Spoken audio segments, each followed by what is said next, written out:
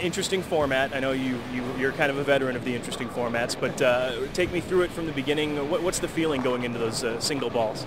Well, I am a kind of a gimmick guy, but that best ball format right off the bat is about the most stressful thing you can do. I mean, short of maybe the 6th strike and a roll to riches or a strike for a U.S. Open, that's about as stressful as it gets.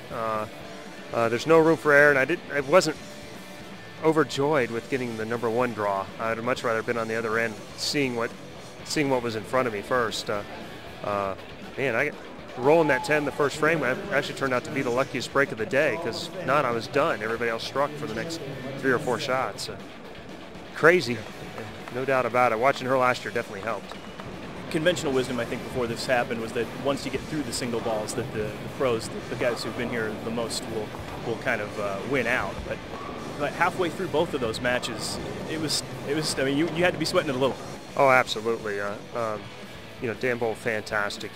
He had reaction from the very beginning. Bolt, good, really good to get through, beat Norm, which is no small feat in itself, and then had me on the ropes through the better half of that game too, and got a couple of off hits and shook him down and kept some pressure on, and was able to get there at the end, but it sure didn't look like that halfway through. And Rebecca, what can you say? I thought, now she could start thinking about the money. Maybe I caught a break because she beat Liz. This might work out pretty good. And front 4 makes a split, double. I'm like, oh, she's not going anywhere.